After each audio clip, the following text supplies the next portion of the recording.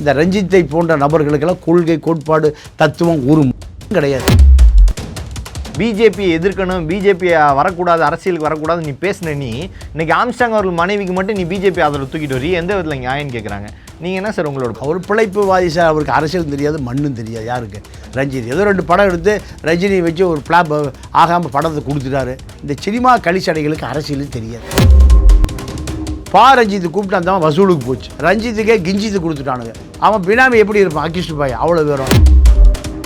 ஆனால் அவருக்கு இருந்த மக்கள் செல்வாக்கு அப்படியே ஓட்டா மாறுமா? அவங்க மனைவி ஜெயிக்கக்கூடிய சூழ்நிலை இருக்காது. இல்லைங்க, அவருக்கு மக்களும் இல்லை செல்வாக்கும் இல்லை ஒன்றும் இல்லை. கொஞ்சம் தாதாக்களை வச்சு ரியல் எஸ்டேட் பண்ணிட்டு இருந்த ஒரு நபர். அவருக்கு எந்த கட்சி? பிஎஸ்பி அவ்வளோதான். ஒரு 5000 கோடி ரூபாயை சொத்துக்களாக, இடம் நிலங்களாக, பணங்களாக சேர்த்து வைத்து விட்டு ஆம்ஸ்டாங் மறைந்தார். இப்போ அந்த அம்மாவுக்கு 3 அடுக்கு பாதுகாப்பு. நம்ம அந்த அம்மா நேராக யூடர்ன் அடிச்சு யார் ராயபுரம் ஜெயக்குமார் வீட்டுக்கு போச்சு. உனக்கு ஒரு 50 கோடி ரூபா தேர்தலுக்கு தர்றேன், எடப்பாடிக்கு ஒரு 100 கோடி ரூபா தர்றேன், எனக்கு சீட்டு வாங்கி கொடு. வேற முடிந்தது சீட்டு கிடைத்தது. சார் அவங்க சொத்தை பாதுகாக்க தான் அந்த எம்எல்ஏ. வேற எதுக்கு அந்த அம்மாக்கு வீட்டில் அமைதியாக குழந்தைய வளர்த்துட்டு வீட்டில் இருக்க முடியாதா? பெரிய கேள்வியாக இருக்குது சார். ஆம்ஸ்டாங் அவர்கள் சம்பாரிச்சு வச்சது அவ்வளோ இருக்குது, ஆனாலும் எதுக்கு எம்எல்ஏ பதவி? இது இல்லைன்னா ஒரே இரவில் கைது வாங்கிட்டு போயிடுவோம். சசிகலாவுக்கு எப்படி அரசியல் தேவைப்படுது, அதே போல் சின்ன சசிகலா ஒரு கோடி ஆம்ஸ்டாங், அவ்வளோதான், வேற ஒன்றுமே இல்லை.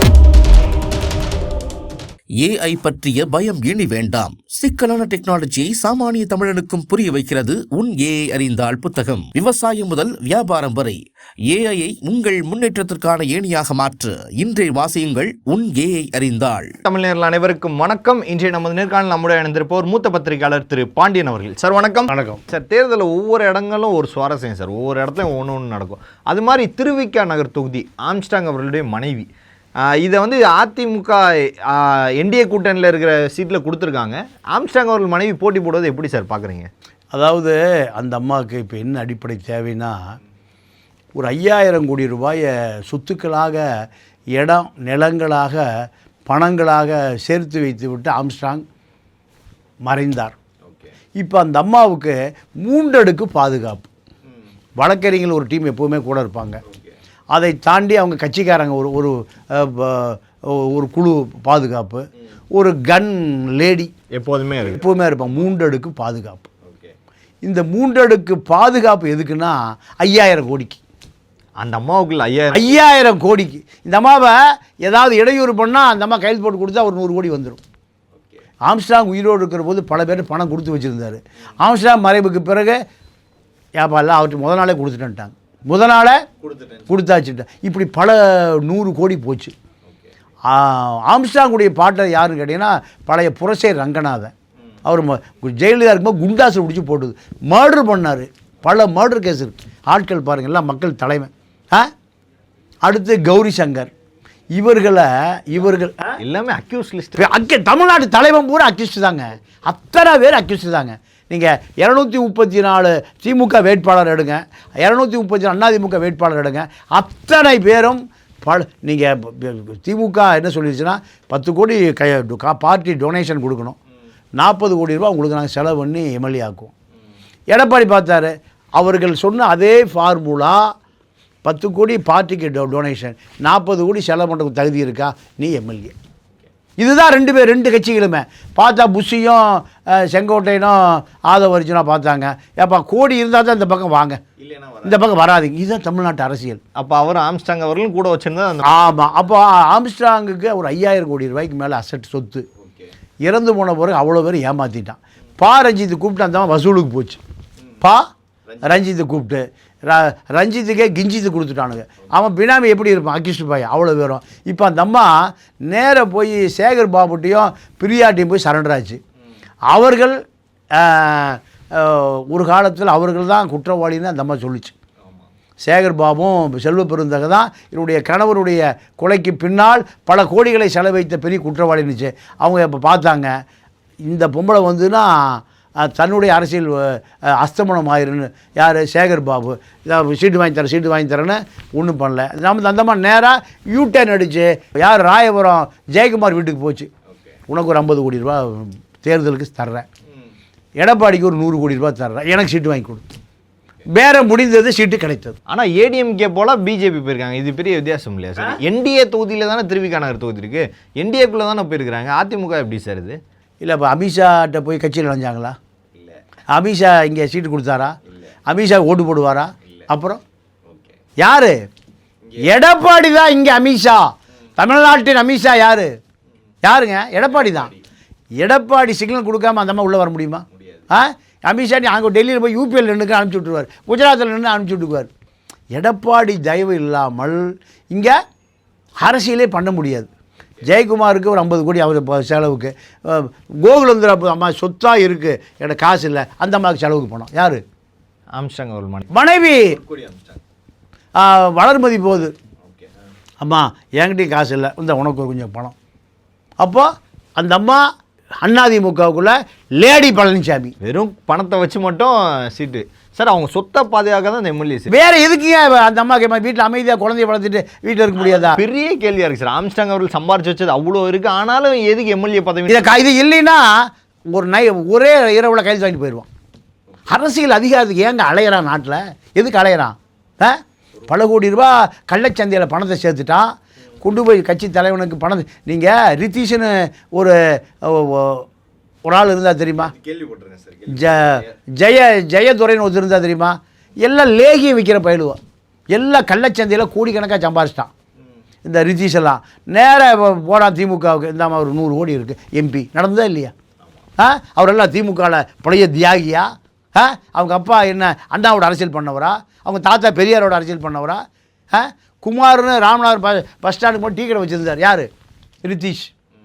நீங்கள் சுதாகரனுக்கு அடியாள். சுதாகரனுக்கு சின்ன எம்ஜிஆருக்கு அவர் தான் அடுத்த முதலமைச்சர் ஜெயலலிதா பின்னாடி. அப்போது ஜெயலலிதாவுடைய சொத்துக்கள், பண்டம், பாத்திரம், நகை, வைரம், டைமண்ட் எல்லாம் கொண்டு போய் ஹைதராபாத்தில் வைக்க சொல்லி அந்த அம்மா அனுப்புது. எப்போது? 96 ஆட்சி முடிஞ்ச பிறகு. இந்த அடியாட்கள் பூரா என்ன பண்ணானுங்க? அப்படியே ஓடிட்டு மன்னாவடி பக்கம் விட்டானுங்க. இதில் பாதி அவன் மதுரை பக்கம் ஓடிட்டு போயிட்டான், ராமநாதபுரம் பக்கம் ஓடிட்டு போயிட்டான், ஆளுக்கு ஒரு பக்கம். அடுத்து பார்த்தீங்கன்னா ரித்தீஷ் நாடாளுமன்ற உறுப்பினர், பாலும் கருணை. இந்த நாடு எவ்வளோ முழுக்க ரித்தீஷ் தான். நீங்கள் நான் ஒரு விளம்பரம் வாங்குறதுக்கு போய் உட்காந்துருக்கும்போது பத்திரிக்கை விளம்பரம், அப்போ அப்படி ஒரு 1/2 மணி நேரம் பல போயிருக்கேன் விளம்பரம் வாங்குறதுக்கு. எனக்கு 10,000 கொடுப்பாரு. பல பத்திரிகை முதலாளிகள் ஆள் அனுப்பி, நக்கீரன் காமராஜெல்லாம் ஆள் அனுப்பிச்சு காசு வாங்கிட்டு போவார். நான் கண்ணால் பார்த்துருக்கேன். அவர் அப்படின்னா 2 லட்சம் கொடுப்பானுங்க, 1 லட்சம் கொடுப்பானுங்க. இப்படின்னா 50,000. ஒரு சிக்னல் இத்தனை கோடி. ஏதாவது இன்கம் டேக்ஸ் கேட்டானா? பணத்தை சம்பாரிச்சு வச்சு தான் ஃபுல்லாக அரசியலுக்கு வர்றாங்களா, இல்லை அரசியலுக்கு வந்து தான் சம்பாதிக்கணுமா சார்? ரெண்டுமே நடக்கும். ஆம்ஸ்ட்ராங் மனைவி அவர்கள் இந்த கேஸ்னா இவர் இந்த கேஸ். சார் ரஞ்சித் அவர்கள் ஆதரவில் வந்து நேற்றுலேருந்து பயங்கரமாக ரஞ்சித் அவர்கள் அடிச்சிருக்காங்க. பிஜேபியை எதிர்க்கணும், பிஜேபியை வரக்கூடாது, அரசியலுக்கு வரக்கூடாது நீ பேசின நீ இன்றைக்கி ஆம்ஸ்ட்ராங் அவர்கள் மனைவிக்கு மட்டும் நீ பிஜேபி ஆதரவு தூக்கிட்டு வரீ, எந்த விதத்தில் நியாயம்னு கேட்குறாங்க. நீங்கள் என்ன சார் உங்களோட? அவர் பிழைப்புவாதி சார். அவருக்கு அரசியல் தெரியாது, மண்ணும் தெரியாது. யாருக்கு? ரஞ்சித் ஏதோ 2 படம் எடுத்து ரஜினி வச்சு ஒரு பிளாப் ஆகாமல் படத்தை கொடுத்துட்டாரு. இப்போ எப்படி விஜய் அடுத்த முதலமைச்சர், ராமராஜ் அடுத்த முதலமைச்சர், விஷால் ரெட்டி அடுத்த முதலமைச்சர், விஜயகாந்த் அடுத்த முதலமைச்சர். இந்த பட்டியல் தான். இந்த சினிமா கலிச்சடைகளுக்கு அரசியல் தெரியாது. அரசியலை எல்லா தலித் அரசியலில் பூந்துக்குவான், கம்யூனிஸ்ட் அரசியலில் பூந்துக்குவான், சாதி அரசியலில் பூந்துக்குவான், திராவிட அரசியலில் பூந்துக்குவான். இந்த அத்தனை பேருமே ஒரு தியாகம் பண்ணுறதுக்கு ஒன்றும் தயாராக இல்லை, மக்களை நேசிப்பதற்கு தயாராக இல்லை. ஒரு படத்துக்கு 200 கோடி 100 கோடி வாங்குறவன் எப்படி சார் உண்மையாக இருப்பான்? காமராஜ் வாங்காத எத்தனை 1000 கோடி இருந்தாலும் வாங்க முடியும்? டிவிஸ்காரங்கிட்ட கையை காமிச்சா எத்தனை லட்சம் கோடியை கொடுத்துருப்பான். பெரியார் நினச்சிருந்தா எத்தனை லட்சம் கோடி வச்சு கடைசி வரைக்கும் ரயிலில் கட்டையில் தாங்க போனார். அந்த ஆள் தேட்டர் கிளாஸில் போனாருங்க பெரியார். காமராஜ் கடைசி வரைக்கும் செத்து போன பிறகு இந்த கயவன் கருணாநிதி, அந்த ஆள் பல பிரதமர்கள் உருவாயிருக்கா. வீட்டெல்லாம் பூட்டி சீல் வையா, பல கோடி வைரம் வைடூரியம் தங்கம் வைரமாக கிடக்கணும். பூட்டைக்கிட்ட உடைச்சி அந்த உள்ளே போய் பார்த்தா 3 வேட்டி 4 சட்டை, ஒரு பணம் ஒரு 100-200 இருந்தது. அவன் எப்படி வாழ்ந்துருக்கான்? இதுதான் தலைவன். இந்த ரஞ்சித்தை போன்ற நபர்களுக்கெல்லாம் கொள்கை, கோட்பாடு, தத்துவம் ஒரு கிடையாது. எல்லாம் பிழைப்புவாதிகள். இவன் அமித்ஷா கூப்பிட்டாலும் போய் சேர்ந்துக்குவான். ரஜினி குடும்பத்துக்கு விசுவாசமானால் இவருக்கு என்ன தெரியும் அம்பேத்கர் பற்றி? இப்போ ஆம்ஸ்ட்ராங் இருக்காங்களா, அவரை வச்சு ஒரு அரசியல் பண்ணிட்டு. ஆம்ஸ்ட்ராங் தான் ஃபைனான்ஸை. ரஞ்சித் அவர்கள் ஃபைனான்ஸே ஆம்ஸ்ட்ராங் தான். கொலை செய்து அடித்து உதைச்சி இங்கே இடத்த பிடுங்கிறதா ஆம்ஸ்டாங்குடைய வேலை. அத்தனை ரவுடிகளும் நீ எதை எடுத்தையோ கத்தியோ அதே கத்தி உனக்கு வந்து. ஆனால் இறந்ததுக்கப்புறம் ஒரு புனிதராக ஒரு நல்ல விதமாக இல்லை, அதாவது சார் இப்போவுமே தமிழ்நாட்டு அரசியலை பொறுத்த வரைக்கும் இது மக்களுக்கான அரசியலே இல்லை. மக்களுக்கான நீங்கள் 100 கோடி ரூபா செலவு பண்ணிங்கன்னா நீங்கள் தான் பெரிய புனிதர், புத்தனை விட புனிதர். இப்போ யார் 2 பேர் தான் மீடியாவை வச்சுருக்காங்க கையில். ஒன்று சபரீஷன், இன்னொன்று ஆதவரிச்சனம். இந்த பக்கம் 50 பேர், அந்த பக்கம் 50 பேர், அத்தனை பேர் அங்கே தான் வேலை பார்க்குறான். அப்போ எதாவது உண்மை வருமா வெளியில்? வாய்ஸ் ஆஃப் காமன் இன்னொன்று பெண் 2 பேரும் எனக்கு தெரிஞ்சு 2 லட்சம் ரூபாயிலிருந்து 5 லட்சம் ரூபா வரைக்கும் கொடுக்குறாங்க இந்த சமூக வலைதளங்களுக்கு. நீ ஆங்கரை போகிறான்ல டிவிக்கு, அத்தனை பேரும் ஒன்று இந்த பக்கம் சம்பளம் வாங்குறான், அந்த பக்கம் சம்பளம். ஏதாவது உண்மை பேசிட முடியுமா? எந்த உண்மையும் பேச முடியும். எனக்கு தெரிஞ்சு 99% பேர், 1% 2% பேர் தான் என்கிட்ட காசு வாங்காமல் ஓடிட்டுருக்காங்க. மீதி பூரா அப்போது ஆம்ஸ்டாங் கடவுளாக தான் சொல்லுவான், ஆதவரிஜனா இயேசுவாக தான் சொல்லுவான், விஜய புத்தனாக தான் சொல்லுவான். களிசடைகள், கோடம்பாக்க கழிவறைகள், இந்த கழிவறைகளை பூரா ஒரு பில்டப். ஆனால் அவருக்கு இருந்த மக்கள் செல்வாக்கு அப்படியே ஓட்டா மாறுமா? அவங்க மனைவி ஜெயிக்கக்கூடிய சூழ்நிலை இருக்கா? இல்லைங்க, அவருக்கு மக்களும் இல்லை, செல்வாக்கும் இல்லை, ஒன்றும் இல்லை. கொஞ்சம் தாதாக்களை வச்சு ரியல் எஸ்டேட் பண்ணிட்டு இருந்த ஒரு நபர். அவருக்கு எந்த கட்சி? பிஎஸ்பி, அவ்வளோதான். ஒரு லேபிள் வேணும் அரசியல் பண்ணுவதற்கு, கட்ட பஞ்சாயத்து பண்ணுவதற்கு, காவல்துறை பயன்படுத்துவதற்கு ஒரு லேபிள் வேணும். அதில் தான் ஆம்ஸ்டாங் ஒரு 5000 கோடி சம்பாதிச்சார். இப்போ 5000 கோடி செத்து போயிட்டார். அது அத்தனை பேர் ஆட்டையை போட்டான் பாதியை. இப்போ மீதியை காப்பாற்ற சசிகலாவுக்கு எப்படி அரசியல் தேவைப்படுது, அதே போல் சின்ன சசிகலா போர்க்குடி ஆம்ஸ்டாங், அவ்வளோதான், வேறு ஒன்றுமே இல்லை. நீங்கள் அந்த கோணத்தில் தான் எதையுமே பார்க்கணும். இவர்களாம் புத்தர் புனிதர்னு பார்த்தீங்கன்னா அப்போ புத்தனுக்கு என்ன மரியாதை இருக்குது, இயேசுக்கு என்ன மரியாதை இருக்குது, நபிகள் நாயகம் ஸல்லல்லாஹு என்ன மரியாதை இருக்குது? இவர்களாம் அந்த அளவுக்கு பில்டப் கொடுப்பான். அவ்வளோ பேர் அக்யூஸ்டுங்க, பார்த்தா அரசியல் அவ்வளோதான். எவனாவது 2000 3000 கோடிக்கு கம்மியாக பணம் இருக்கிற ஒரு ஆளை காமிங்க. 25 வருஷத்துக்கு முந்தி பாருங்கள், பஸ் ஸ்டாண்டில் படுத்துக்கலாம் தெரியுமா, படுக்க இடம் இல்லாமல். அப்படியே இப்போ சேஞ்ச் வரும். பெரிய கேட்டால் நீங்கள் ராஜராஜன் பரம்பரைங்க நாங்கன்னுவோம், சேர சோழ பாண்டியனுடைய பரம்பரைங்குவான். இந்த அசிங்கங்கள் பூரா திராவிட இயக்கத்தில் எச்சைகளை பூரா எங்கே ஒட்டிக்குது? கோபுரத்தில் போய் ஒட்டிக்குது.